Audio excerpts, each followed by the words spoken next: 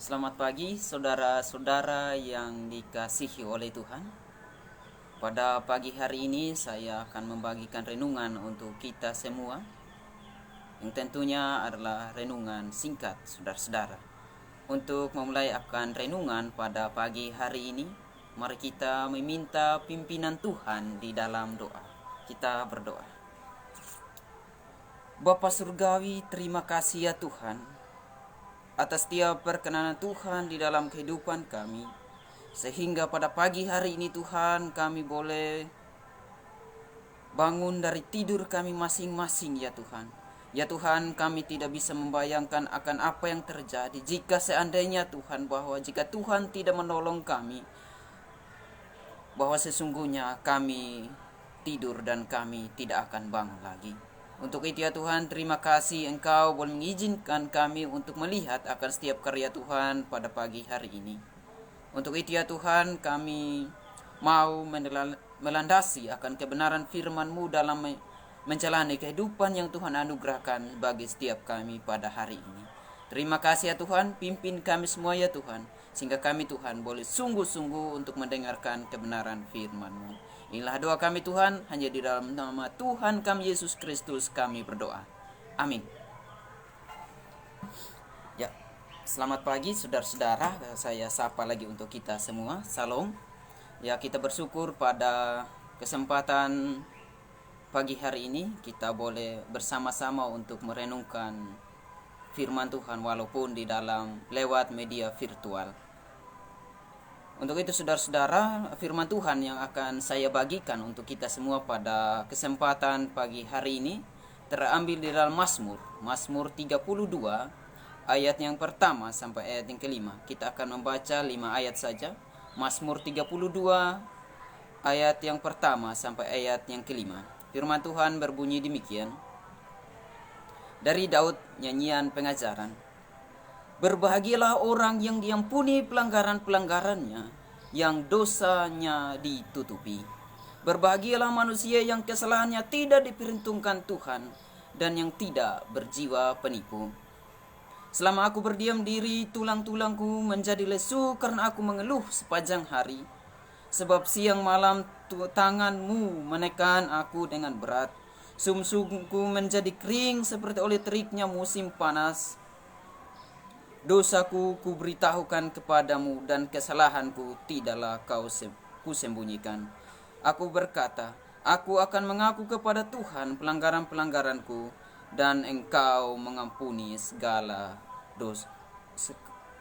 mengampuni kesalahan karena dosaku. Amin untuk pembacaan firman Tuhan. Saudara-saudara yang dikasihi oleh Tuhan, mungkin juga firman Tuhan ini sudah tidak asing lagi bagi setiap kita ya gitu ya. Kita sudah biasa untuk dilatih untuk merenungkan akan kebenaran firman Tuhan. Tetapi pada pagi hari ini saudara-saudara yang dikasihi oleh Tuhan, saya akan memberikan suatu renungan bagi setiap kita dengan suatu tema, kebahagiaan yang sejati. Dari firman Tuhan yang kita baca tadi, saya mengangkat sebuah tema, kebahagiaan yang sejati. Saudara-saudara yang dikasihi oleh Tuhan, tentunya setiap orang menginginkan atau mendambakan suatu kehidupan, suatu kebahagiaan di dalam dunia ini. Sesuai karena memang itulah natur daripada manusia, menginginkan sesuatu untuk menjalani hidupnya dengan bahagia. Tidak ada seorang pun dalam dunia ini yang mendambakan suatu kehidupan yang menderita, susah, sengsara, dan hal serupa lainnya. Tidak ada saudara-saudara. Semua manusia menginginkan kebahagiaan.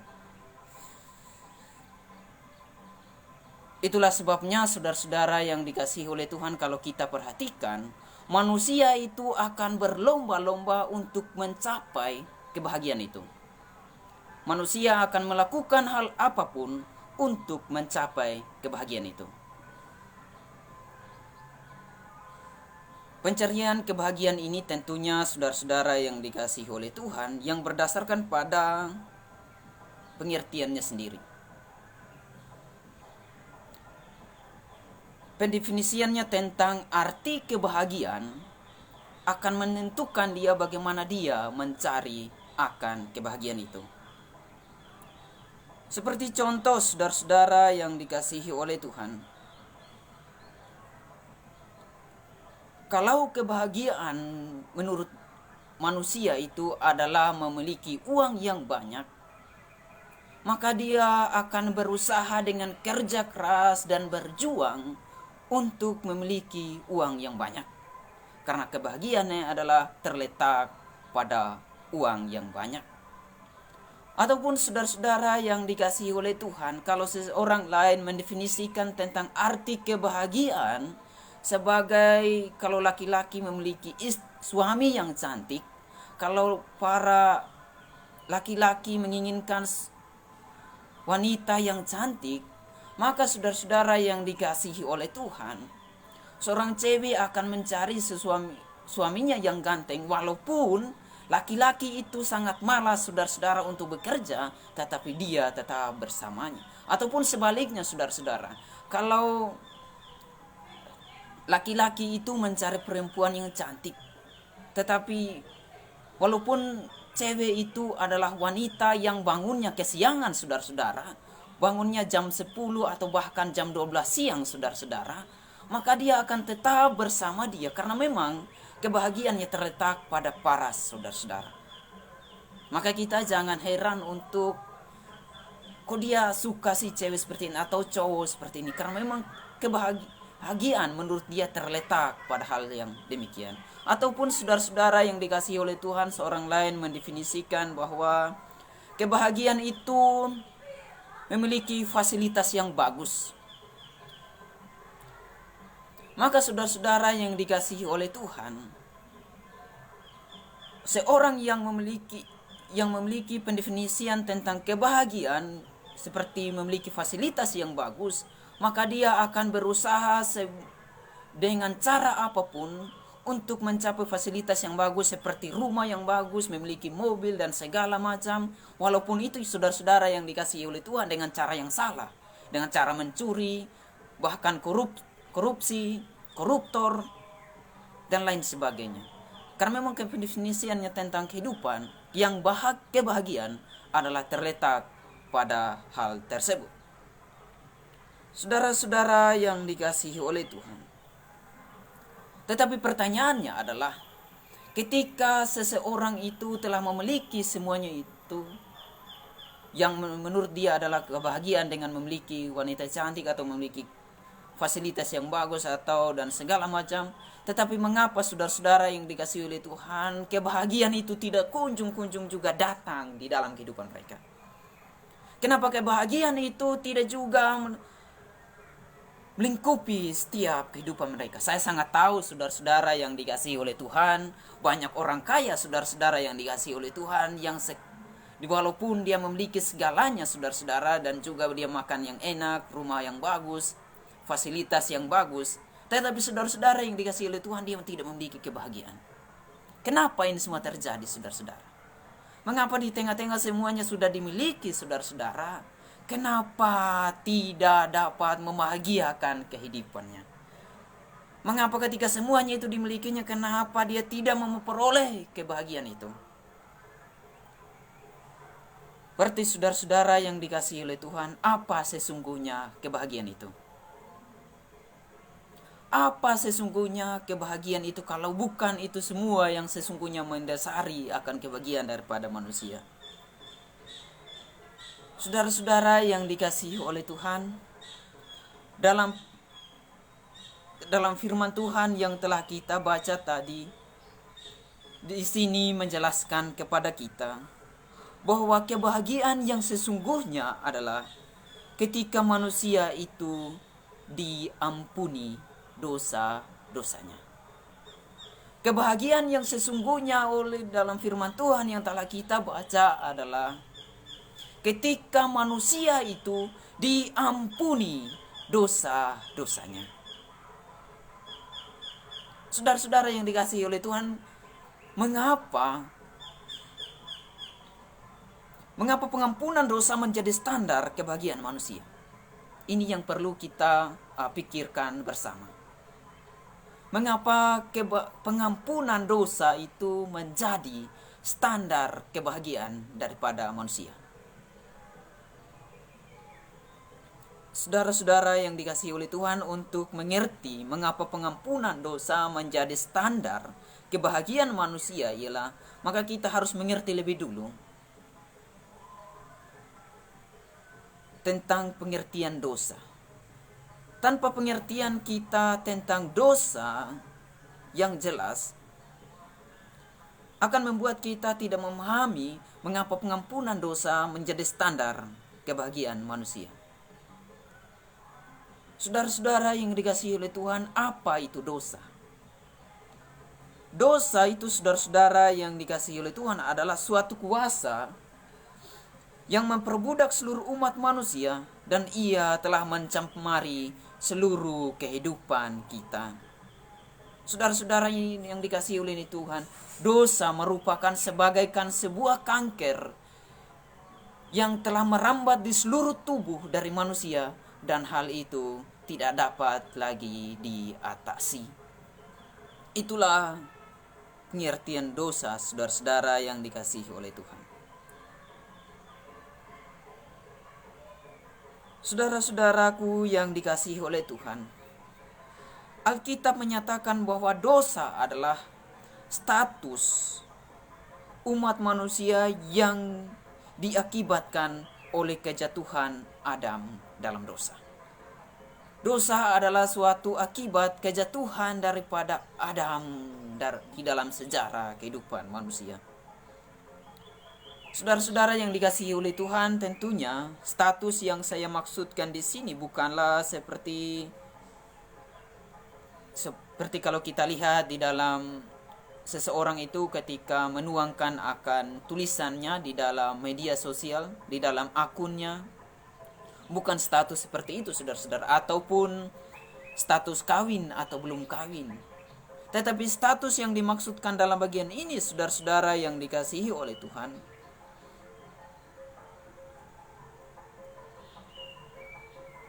ialah status relasi antara Allah dengan manusia, suatu hubungan antara Allah dengan manusia yang telah rusak. Saudara-saudara yang dikasihi oleh Tuhan, seorang reformasi, John Calvin, mengatakan bahwa akibat dosa telah merusak segalanya. John Calvin mengatakan bahwa akibat dosa telah merusak segalanya. Saudara-saudara yang dikasihi oleh Tuhan, ketika manusia jatuh dalam dosa, tidak lagi hidup sesuai dengan tujuan hidup yang telah ditetapkan dari semula. Akibat dosa telah merusak segalanya, saudara-saudara yang dikasihi oleh Tuhan. Dosa telah merusak gambar Allah di dalam diri kita. Kita tidak lagi merefleksikan kesempurnaan sebagaimana yang dirancang oleh Allah saat menciptakan manusia. Saya ulangi sekali lagi, bahwa ketika manusia jatuh dalam dosa, tidak lagi merefleksikan kesempurnaan sebagaimana yang dirancang oleh Allah saat menciptakan manusia. Ketika manusia jatuh dalam dosa, manusia berjalan dengan keinginannya sendiri. Manusia ketika jatuh dalam dosa berjalan sesuai dengan keinginannya sendiri. Inilah saudara-saudara yang dikasihi oleh Tuhan. Kalau menurut saya nggak benar, maka itu tidak benar.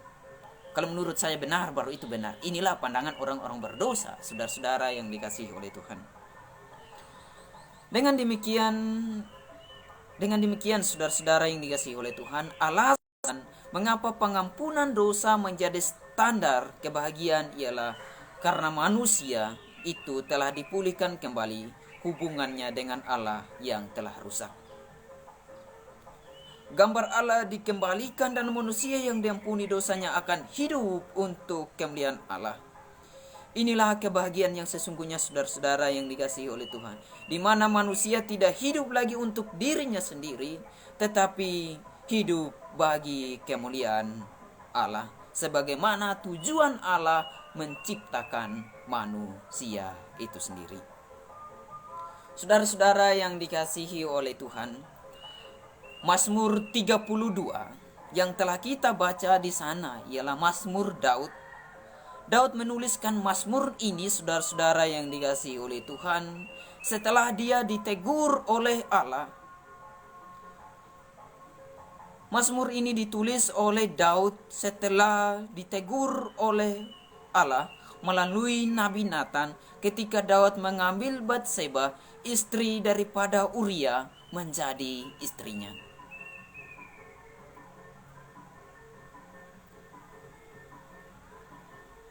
Daud membiarkan Uria terbunuh di dalam medan perang bersama dengan Bani Amon hanya untuk memperoleh Batseba untuk memenuhi hawa nafsunya yang jahat. Itulah jahatnya Daud, saudara-saudara yang dikasihi oleh Tuhan.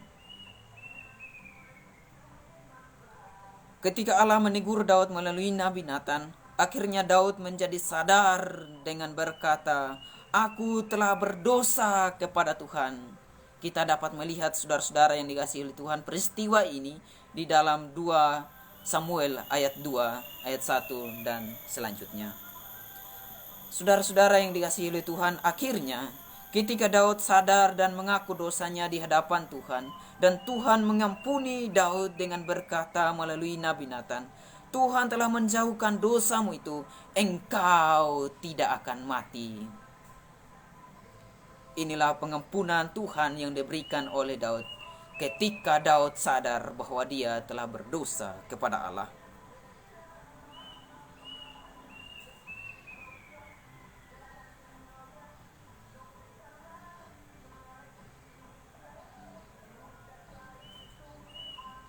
Namun saudara-saudara yang dikasihi oleh Tuhan,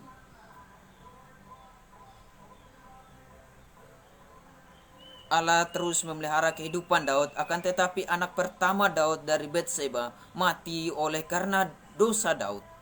Tuhan berkata kepada Daud melalui Nabi Nathan, "Walaupun demikian, karena engkau dengan perbuatan ini sangat telah menista Tuhan, pastilah anak yang lahir bagimu itu akan mati." Setelah anak itu lahir dan pada hari yang ke-7, matilah anak itu, saudara-saudara yang dikasihi oleh Tuhan. Kita dapat melihat di dalam 2 Samuel ayat 12 dan ayat yang ke-18. Saudara-saudaraku yang dikasihi oleh Tuhan, dosa merupakan hal yang serius di dalam kehidupan manusia. Dosa merupakan hal yang serius. Itulah sebabnya, saudara-saudara yang dikasihi oleh Tuhan,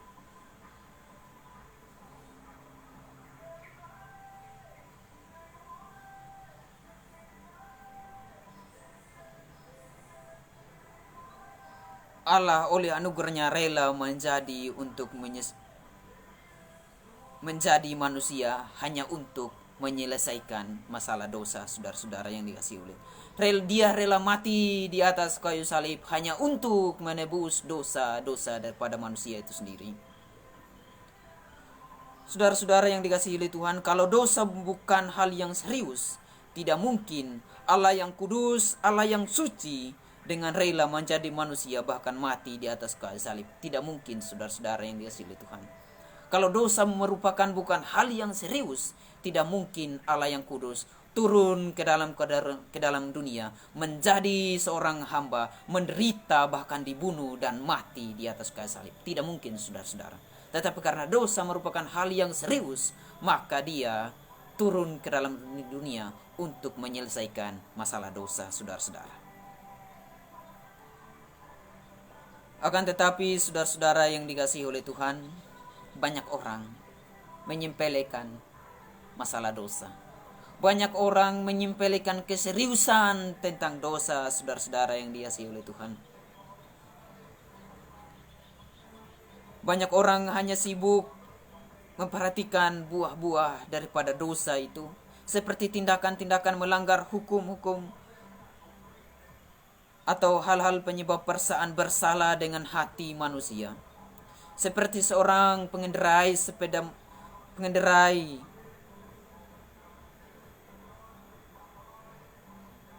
takut kepada polisi yang berdiri di samping jalan oleh karena tidak memiliki surat izin mengendarai daripada takut keselamatan jiwanya. Manusia lebih takut daripada polisi daripada keselamatan jiwanya, saudara-saudara yang dikasihi oleh Tuhan. Inilah realita yang terjadi dalam kehidupan manusia saat ini. Manusia telah diubah oleh dunia yang hancur, korup, tidak memandang ke depan. Telah dibiasakan oleh dunia menawar yang sementara, nikmati dulu nanti ketinggalan, dan dia tidak sadar yang pada akhirnya akan berhadapan dengan Allah yang kudus di dalam kekekalan. Bahwa setiap orang akan bertanggung. Saudara-saudaraku yang dikasihi oleh Tuhan, Daud mengungkapkan kalimat dalam Mazmur 32 ayat pertama dan ayat yang kedua. Berbahagialah orang yang diampuni pelanggarannya, yang dosanya ditutupi. Berbahagialah manusia yang kesalahannya tidak diperhitungkan Tuhan dan yang tidak berjiwa penipu. Kalimat seperti ini, saudara-saudara yang dikasihi oleh Tuhan, meluap dari hati Daud yang mendasar, yang paling dalam, oleh karena dia telah menerima anugerah Tuhan oleh pengampunan dosa. Sebab dalam kalimat, dan saudara-saudara yang dikasihi oleh Tuhan, kalimat ini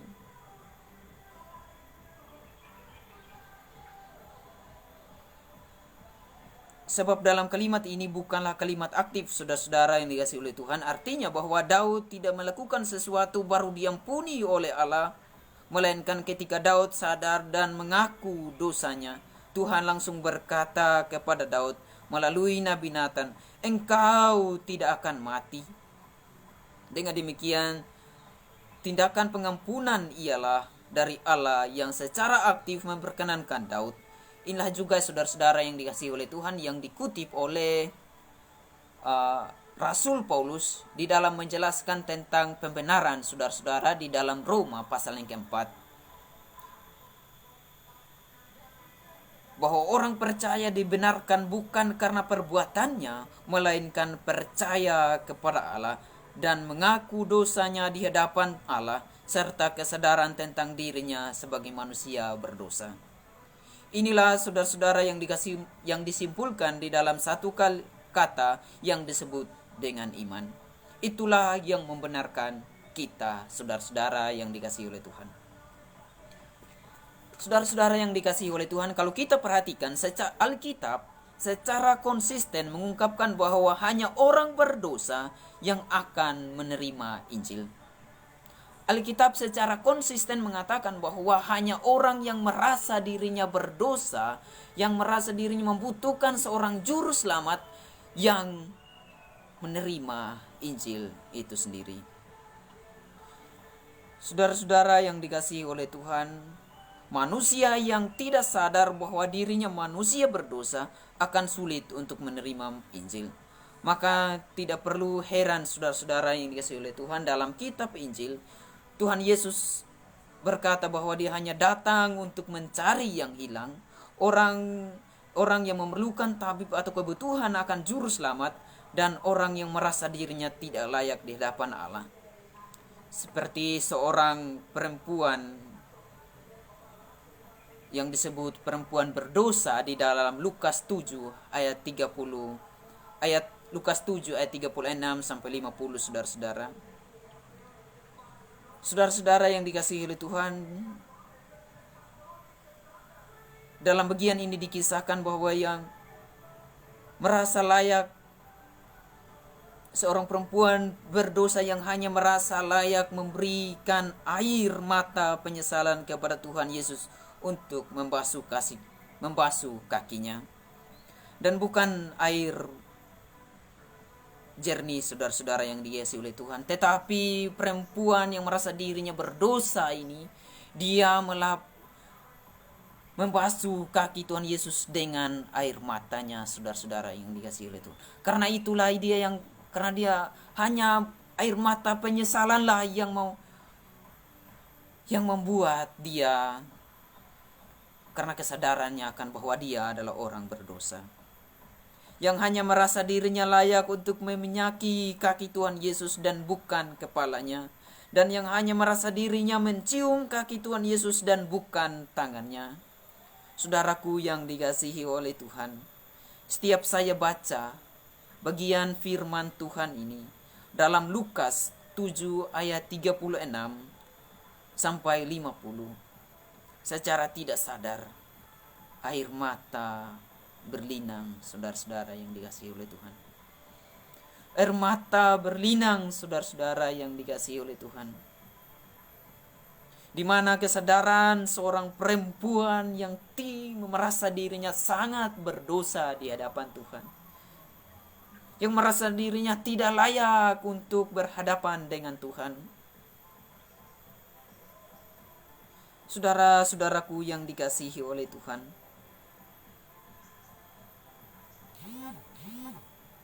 saudara-saudara yang dikasihi oleh Tuhan, kalau kita perhatikan saudara-saudara yang dikasihi oleh Tuhan dalam teks Lukas 7 ayat 36 sampai 50 ini, bukan karena dia adalah seorang perempuan sundal sehingga dia melakukan hal yang demikian.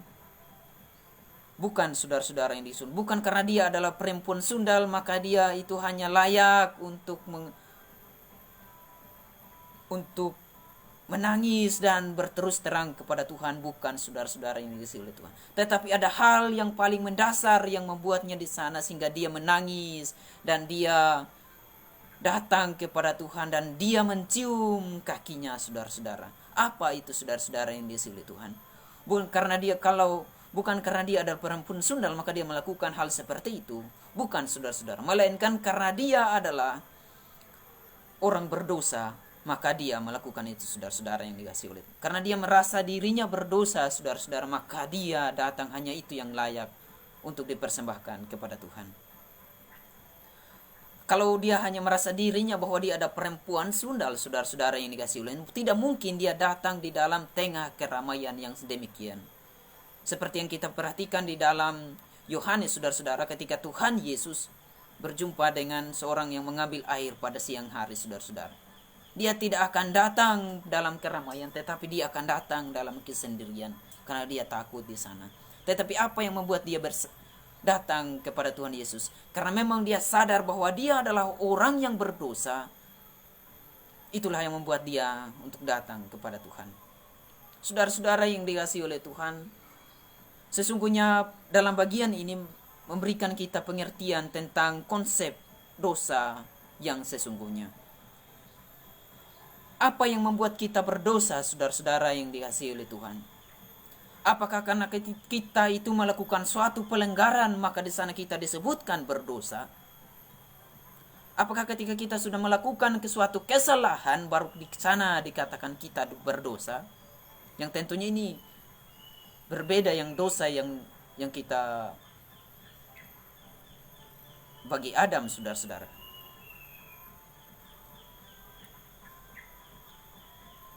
Mengapa kita berbuat dosa, saudara-saudara yang dikasihi oleh Tuhan? Karena kita adalah orang berdosa, maka kita melakukan dosa. Karena kita memang adalah orang yang berdosa, maka kita melakukan dosa. Kesadaran inilah yang membuat kita untuk sadar dan kembali kepada Tuhan. Saudara-saudara yang dikasihi oleh Tuhan, kesadaran bahwa kita manusia yang rusak dan telah berdosa sangat penting untuk memulihkan hubungan kita dengan Allah, pencipta langit dan bumi, untuk dipulihkan kembali. Sebab orang yang seperti itulah yang dicari oleh Tuhan Yesus untuk dipulihkan kembali hubungannya yang telah rusak dengan Allah. Kesadaran dosa yang saya maksud, saudara-saudara yang dikasihi oleh Tuhan, bukan sekedar sebuah ungkapan semata atau hanya di mulut saja mengaku dosa di hadapan Tuhan, melainkan kesadaran ini berasal dari hati yang sungguh-sungguh untuk hidup kudus dan tidak lagi mencemari kekudusan Allah. Kalau kesadaran ini tidak dilakukan dengan sungguh-sungguh, maka saya sangat yakin kehidupan kita tidak akan tenang di dalam dunia ini. Kalau kesadaran akan dosa ini tidak kita lakukan dengan sungguh-sungguh, maka saya sangat yakin bahwa saudara dan saya tidak akan tenang. Saudara dan saya tidak akan hidup tenang di dalam dunia ini. Saudara-saudara yang dikasihi oleh Tuhan, Alkitab mencatat bahwa seperti yang diungkapkan di dalam ayat selanjutnya di dalam Mazmur ayat 32 ayat 3 sampai 4 di sana mengatakan, selama aku berdiam diri, tulang-tulangku menjadi lesu karena aku mengeluh sepanjang hari, sebab siang malam tanganmu menekan aku dengan berat, sumsumku menjadi kering seperti oleh teriknya musim panas. Saudara-saudara yang dikasihi oleh Tuhan, dalam bagian ini mengungkapkan kepada kita bahwa orang yang telah sadar bahwa dirinya telah berbuat dosa tidak akan tenang di dalam kehidupannya. Rasa bersalah oleh karena telah menghina kekudusan Allah, oleh karena melakukan dosa akan terus terlintas dalam pikirannya. Bahkan Alkitab mencatat bahwa Daud berpuasa sebagai wujud penyesalan akan dosa yang telah dia lakukan. Daud berpuasa, saudara-saudara yang dikasihi oleh Tuhan, sebagai bentuk kesadarannya akan dosa-dosanya. Saudara-saudara yang dikasihi oleh Tuhan, saya berikan seorang tokoh reformasi, Martin Luther. Dalam sejarah dikisahkan tentang kesadarannya sebagai manusia yang berdosa. Hidupnya menjadi tidak tenang, saudara-saudara yang dikasihi oleh Tuhan. Martin Luther sedang datang kepada Paus untuk mengaku dosanya puluhan kali dalam sehari, saudara-saudara yang dikasihi oleh Tuhan. Sehingga pada akhirnya oleh Paus Katolik saat itu, saudara-saudara, bosan oleh karena setiap jam Martin Luther datang untuk mengakui dosanya. Akhirnya Paus pada saat itu, saudara-saudara yang dikasihi oleh Tuhan, kalau pada hari ini engkau tidak membunuh manusia, maka jangan datanglah Luther. Dia berkata seperti itu, saudara-saudara yang dikasihi oleh Tuhan. Sekarang mari kita berpikir, apa yang membuat Martin Luther bertindak seperti itu? Apa yang membuat Martin Luther sehingga setiap jam dia datang mengaku dosanya di hadapan Tuhan? Mengaku dosanya di hadapan Tuhan. Apa yang membuatnya? Karena dia ada merasa dirinya bahwa memang dia ada, karena dosa telah menyebar di seluruh tubuhnya, saudara-saudara yang dikasihi oleh Tuhan. Dosa seperti yang saya maksudkan tadi adalah seperti kanker yang telah menyebar di seluruh tubuh kita, dan itu tidak bisa lagi untuk dikendalikan. Itulah saudara-saudara yang dikasihi oleh Tuhan. Dengan kesadaran ini, Martin Luther datang mengaku dosanya setiap saat. Sebelum yang tentunya ini merupakan sebelum dia melakukan reformasi, saudara-saudara. Saudara-saudara yang dikasihi oleh Tuhan, mengapa anak sekolah takut kepada gurunya? Karena tidak mengerjakan tugas yang diberikan oleh gurunya di sekolah. Mengapa menjadikan kita tidak tenang dalam hidup ini? Karena memang manusia telah menghina kekudusan Tuhan. Mengapa hidup kita tidak tenang di dalam dunia ini? Adalah karena kita telah menghina kekudusan Tuhan dengan bertindak seenaknya, dengan bertindak semaunya kita sendiri, dengan bertindak sesuka hati kita sendiri. Inilah yang membuat hidup kita tidak tenang, saudara-saudara yang dikasihi oleh Tuhan.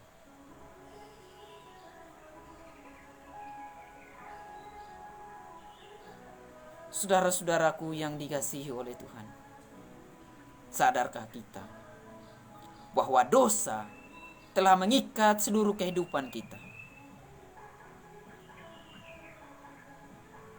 Dosa telah menyebar di seluruh kehidupan kita, saudara-saudara yang dikasihi oleh Tuhan. Kalau saudara dan saya tidak segera datang kepada Allah dan percaya kepada Yesus, maka engkau akan menderita di dalam kekekalan untuk selama-lamanya. Maka engkau tidak akan memperoleh keselamatan yang berasal dari Allah. Saudara-saudara yang dikasihi oleh Tuhan, dengan hal ini mengingatkan kepada kita dan seluruh manusia di sepanjang sejarah hidupnya tidak akan tenang dalam dunia ini selama masalah dosa belum diselesaikan di hadapan Allah. Kehidupan kita tidak akan menjadi tenang sebelum masalah dosa ini diselesaikan dengan baik. Saudara-saudara yang dikasihi oleh Tuhan, banyak orang bertanya-tanya, mengapa persoalan yang satu belum selesai, muncul lagi persoalan yang lain. Belum selesai masalah yang satu, tetapi muncul lagi problema yang baru. Mengapa semua ini terjadi, saudara-saudara yang dikasihi oleh Tuhan? Satu hal, dan tidak lain ialah karena masalah dosa belum kita selesaikan dengan baik. Karena masalah dosa belum diselesaikan, saudara-saudara yang dikasihi oleh Tuhan. Ketika kita telah mengaku dosa dan sadar akan dosa itu, maka cara yang tepat ialah datang kembali kepada Allah dengan sungguh-sungguh, membangun kembali persekutuan kita dengan Allah, serta membaca firman-Nya untuk mengetahui setiap kehendak Allah di dalam kehidupan kita masing-masing.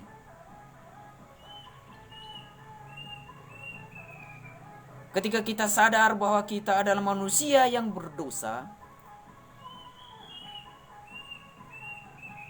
maka cara yang selanjutnya adalah mari kita datang kepada Tuhan, membangun kembali persekutuan yang telah rusak itu oleh karena kejatuhan Adam di dalam dosa.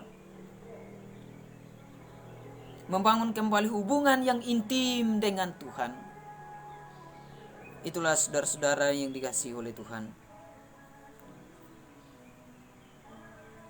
Allah merindukan engkau kembali kepadanya sekarang juga, untuk sujud di hadapannya yang kudus, dan Allah mengampuni kesalahan dan dosa-dosamu. Allah merindukan engkau pada saat ini juga untuk kembali kepadanya. Apapun dosa yang kamu lakukan pada saat ini, Allah menginginkan engkau untuk kembali kepadanya. Dosa apapun yang engkau lakukan pada saat ini, sadarlah dan kembalilah kepada Allah. Maka saudara-saudara maka saudara dan saya akan memperoleh kebahagiaan yang sejati. Ketika kita datang untuk bersekutu dengan Tuhan, maka kita akan memperoleh kebahagiaan yang sejati karena masalah dosa di sana sudah diselesaikan oleh Yesus Kristus di atas kayu salib. Karena Allah telah mengirim anaknya yang tunggal, anak satu-satunya, dia rela untuk menjadi manusia, untuk menebus manusia, untuk menyelamatkan manusia, untuk menyelesaikan masalah dosa itu. Karena dosa merupakan hal-hal yang sungguh serius, saudara-saudara yang dikasihi oleh Tuhan.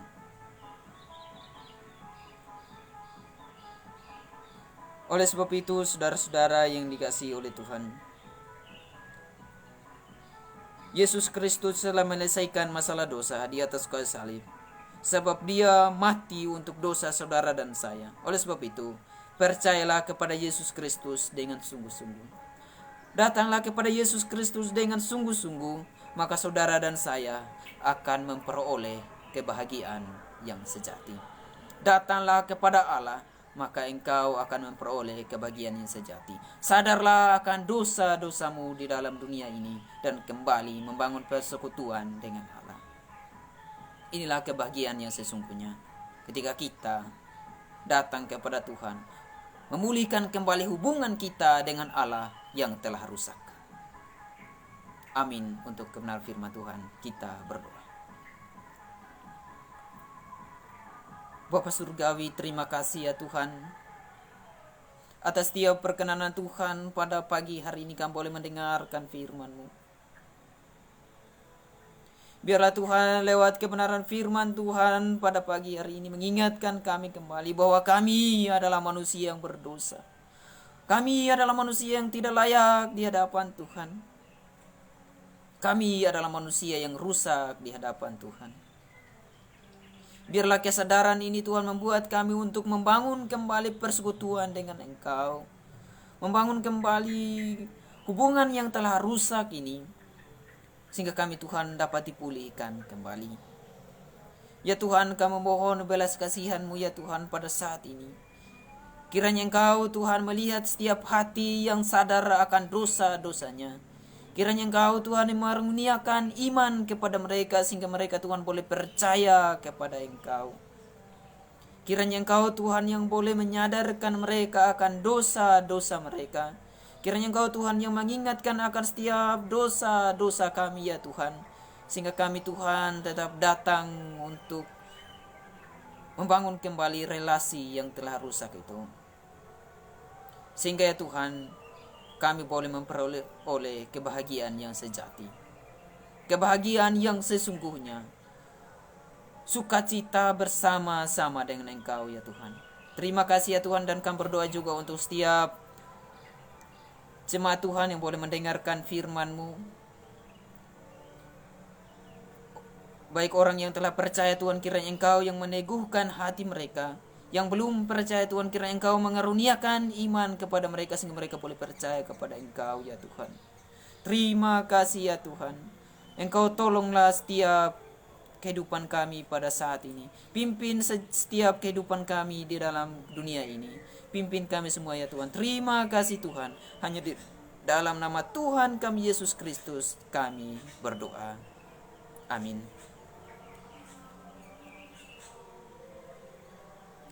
Terima kasih saudara-saudara yang dikasihi oleh Tuhan. Biarlah firman Tuhan ini memberkati kita semua. Tuhan Yesus memberkati.